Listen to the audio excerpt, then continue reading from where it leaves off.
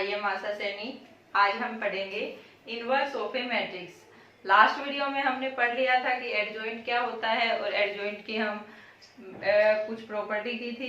आज हम उसी प्रॉपर्टी से इनवर्स पढ़ेंगे। तो इनवर्स क्या था हमारा? पहली property A into adjoint of A थी, किसके इक्वल था? Determinant A into I n, identity के लिए। तो इसी से हमारा क्या निकलेगा? इनवर्स। ये ए उधर जाके क्या हो जाएगा? इनवर्स। तो ये डिटर्मिनेट ए कहाँ जाएगा? इसके नीचे। तो ए इनवर्स हमारा क्या बन गया? 1 by determinant A into adjoint of A. तो इसका मतलब डिटर्मिनेट ए नीचे आया है, तो डिटर्मिनेट ए क्या होना चाहिए? डिटर्मिनेट ए नॉट इक्वल 0, यानी ए हमारा क्या होना चाहिए? नॉन सिंगुलर होना चाहिए। यानी जब हमारा ए नॉन सिंगुलर है तभी हमारा मैट्रिक्स का इनवर्स पॉसिबल है, वरना इनवर्स पॉसिबल नहीं है। ठीक है, तो हमें सबसे पहले देखना है कि डिटर्मिनेंट 0 के इक्वल है या नहीं है। जैसे अब हमें कोई क्वेश्चन दे दे कि आप किसी भी मैट्रिक्स का क्या निकाले? इनवर्स निकाले। तो आप सीधे तरीके से निकाल सकते हो। जैसे मैंने मैट्रिक्स दे दिया 2 3 4 2, तो इनवर्स किसका होगा? 2/2 का है। तो ये तो आपको पता ही है कि डिटर्मिनेंट है, तो डिटर्मिनेंट किसका निकलेगा? स्क्वायर मैट्रिक्स का निकलेगा। तो स्क्वायर तो होगा ही होगा। तो आपको इनवर्स ज्यादा से ज्यादा 2/2 का या 3/3 का पूछता है। तो आपको यहाँ इनवर्स पूछा है, तो आप सबसे पहले क्या चेक करेंगे? डिटर्मिनेंट ए। तो कितना हो गया? 2 2 जा 4, और ये माइनस होता है ना, 4 - 12 -8, यानी ये किसके इक्वल नहीं है? 0 के इक्वल नहीं है। तो हमारा क्या हो गया? A is non singular. Non singular है तो हमारा क्या हो गया? ए इनवर्स एग्जिट करेगा। तो अब हम क्या निकालेंगे? A inverse. ए इनवर्स निकालने के लिए क्या करना होता है? एडजॉइंट निकालना है। 1 बाय डिटर्मिनेट ए, यानी 1 by minus A, adjoint of A. Adjoint आपने देखा था कैसे निकालते थे? A11 A12, जैसे first row first column cancel, cofactor of A का ट्रांसपोज, यही तो हमारा एडजॉइंट था। तो ये क्या हो जाएगा? 2 हो जाएगा। फर्स्ट रो सेकंड कॉलम, तो क्या हो जाएगा? 4 हो जाएगा। और साथ में क्या लगेगा? माइनस। इसी तरह सेकंड रो फर्स्ट कॉलम, तो 3, और आगे minus second row second column, तो क्या बचेगा? 2, और उसका ट्रांसपोज। तो आपका ये क्या आ गया? 2। इसका ट्रांसपोज कर देंगे, रो को कॉलम, कॉलम को रो। ठीक है बेटा। अब हम अगर इसको डायरेक्टली देखें तो मैंने ये कहा था कि जब भी 2/2 का मैट्रिक्स हो तो हम जब एडजॉइंट निकालते हैं तो हम इतनी लंबी चौड़ी रामायण ना करें तो भी कोई फर्क नहीं पड़ता। हम क्या करेंगे कि आप इनवर्स निकालने के लिए क्या करते हो 2/2 में, कि इनको आपस में क्या कर देते हो? इंटरचेंज। जो यहाँ है वो यहाँ चला जाएगा, जो यहाँ है, तो ये तो दोनों 2 है, तो दोनों इंटरचेंज करने के बाद भी क्या होंगे? 2 होंगे। और इनको आपस में इंटरचेंज करते हो। ठीक है, इंटरचेंज करने के बाद हमारा क्या होता है? इंटरचेंज तो कर दिया हमने, इंटरचेंज करने के साथ साथ क्या लगेगा? Negative sign. तो नेगेटिव साइन लगेगा, तो ये यहाँ आ गया और ये यहाँ आ गया। और उसका अब क्या करना है हमें? ट्रांसपोज, यानी एडजॉइंट ऑफ ए यही तो हमारा था, कोफैक्टर ऑफ ए का ट्रांसपोज। ठीक है बेटा। अब हमारे इसके ऊपर नेक्स्ट क्वेश्चन देखिए बेटा, आगे हम इसके ऊपर कुछ क्वेश्चन भी करेंगे और हम इसके ऊपर कुछ प्रॉपर्टी पढ़ेंगे। तो हमारा क्या कहता है कि ए बी इंटू बी ए, यानी ए बी और बी ए, इनकी मल्टीप्लाई ये किसके इक्वल हो? या तो ये आइडेंटिटी के इक्वल हो या ये आइडेंटिटी। अगर ए बी आपका आइडेंटिटी ऑफ आई एन, यानी कोई भी आइडेंटिटी मैट्रिक्स के इक्वल है, तो हम क्या कहेंगे कि ए उधर जाके इनवर्स बनाएगा और बी को ले जाए तो बी इनवर्स बनाएगा। तो ए इज इनवर्स ऑफ बी, या फिर ये भी कह सकते हैं बी इज इनवर्स ऑफ ए। ठीक है। इसके बाद नेक्स्ट प्रॉपर्टी हमारी कहता है कि if A is non singular, A is invertible, invertible है तो यानी कि नॉन सिंगुलर है, तो हम शो करें कि ए ट्रांसपोज का इनवर्स, यानी आपको प्रॉपर्टी कहता है या थ्योरम लगा लो, एक ही बात है।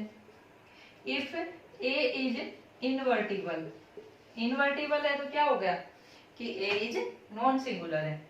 देन शो करो कि ए ट्रांसपोज का inverse is equal to A inverse का ट्रांसपोज।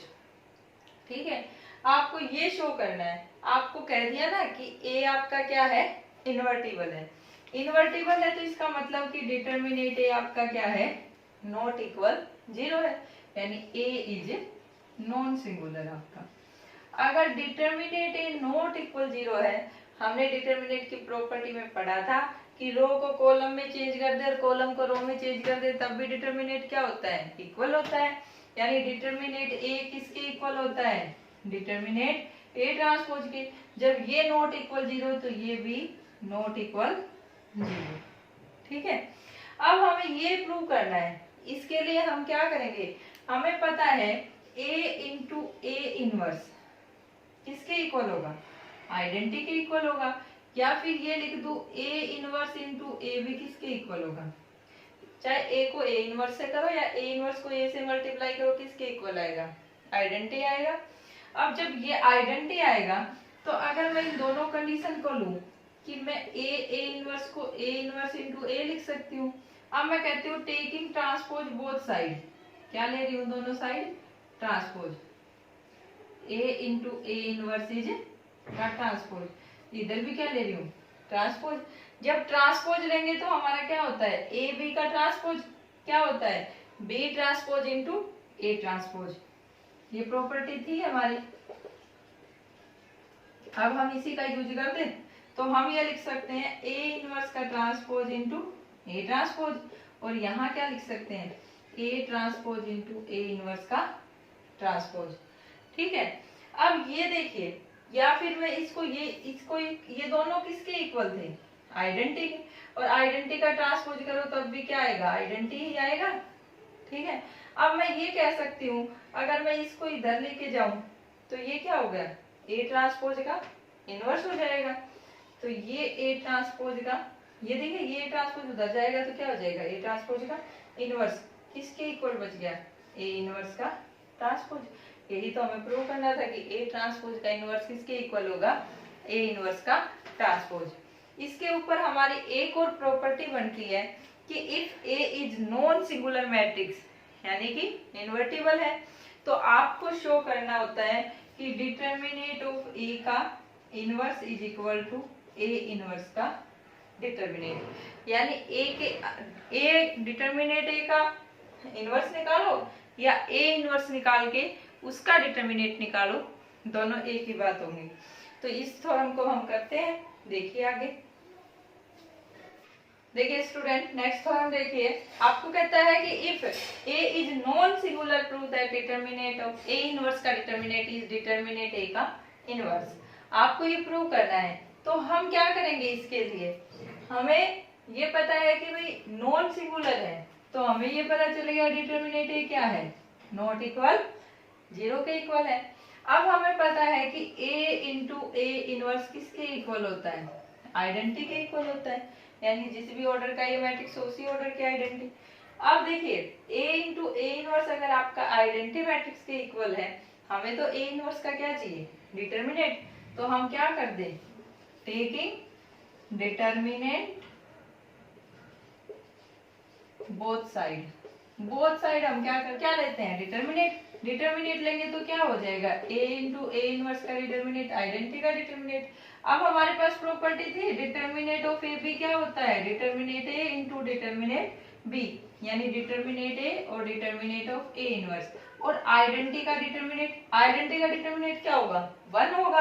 अब हमें ए इनवर्स का डिटर्मिनेट निकालना है, तो ये डिटर्मिनेट कहाँ चला जाएगा, इसके नीचे, तभी तो इसने ये कहा था कि ये नॉन सिंगुलर होगा, तो आपको यही प्रूव करना था। अब देखिए ये ए इनवर्स का डिटर्मिनेट, इसको हम क्या लिख सकते हैं, डिटर्मिनेट ए का इनवर्स, यही आपका प्रूफ था। तो बेटा हम नेक्स्ट वीडियो में हम आपका इसी तरह इनवर्स निकालना सीखेंगे, लेकिन किससे, एलिमेंट्री ट्रांसफॉर्मेशन से, रो से या कॉलम से। Thank you.